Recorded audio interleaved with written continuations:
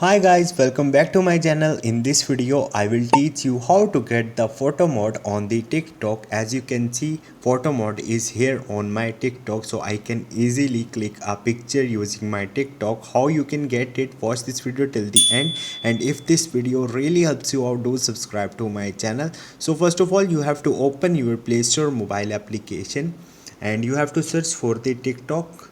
And once you will search for it, you have to update your TikTok mobile application from here. So once you will update your TikTok mobile application, after that you have to tap a while on the TikTok and go to the info.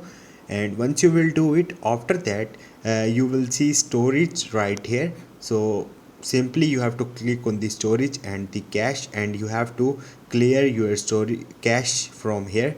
Once you will do it, open your TikTok and you will get this feature. So this is the simple way to get the photo mode. Hope this video will helpful for you. If you have any question or any confusion, just drop a comment. I will try to help you. Thank you.